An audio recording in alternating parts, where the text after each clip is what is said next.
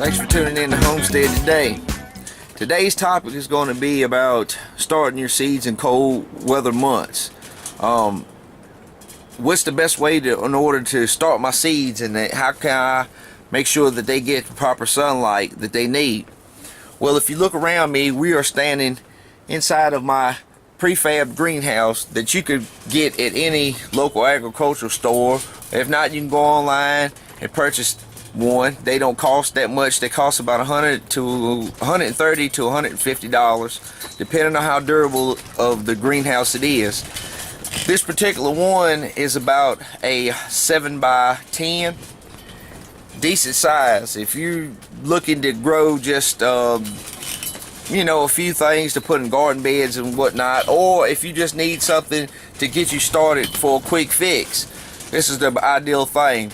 If you'll take and let's look at this plastic that's on here. It's a durable plastic, and it has these little 1/4 to 3/8 inch nylon strip weave inside of it, which makes it more durable. It makes it more wind resistant, and plus it has the dome shape on top, so therefore, anything as far as rain or snow or something that lands on it will shed off.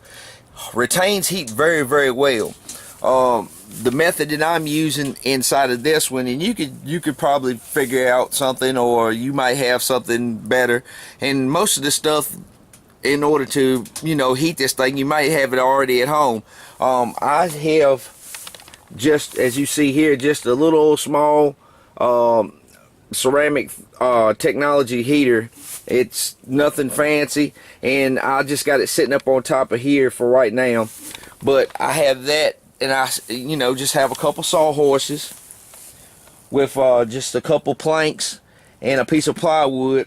And you can see my flats that I've got here. I was testing some seeds out, as you can see here, and I put together some compost, and I was testing it out. And as you can see, I have some stuff that is growing and some stuff that is failing.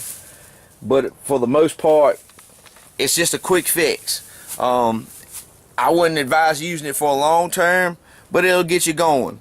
If you never really grew any plants or anything like that before, to test things out, well, this is one way that you can do it. If you have your land that's down there, get you a little small greenhouse like this. If you don't have the space in your house, or because if you live in an apartment, you ain't gonna have nowhere, period.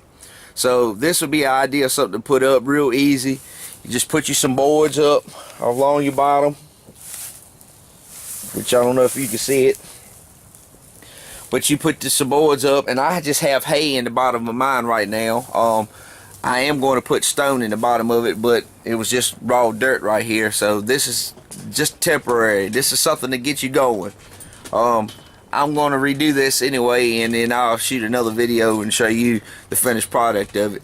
But like I said, these greenhouses are affordable. They're something that they're very maneuverable. If you got a spot that you want to put it in and you don't like it, well, you could take it down real easy. It took me all of 20 minutes to get this one moved from where it was at previously. You just basically take the top off of it, and if there's two people, one person can get on one end and the other can get on the other and pick it up and move it all in one whop. Make sure though, whatever you do that you stake your wood frame down in the ground that you have your greenhouse on, because that will help a whole lot in order to keep your canvas that's on top of here from blowing off and pulling your boards up with it. Now, in order for your seeds to germinate, you need to make sure you have your greenhouse at the temperature that is best recommended for that particular type of seed, or at least an average, where if you have a couple different things, that all the seeds can be able to germinate. And germination means the seed is actually turning into a plant. Now, if you have it too cold, the seed will not germinate, and if you have it too warm, the seed will germinate.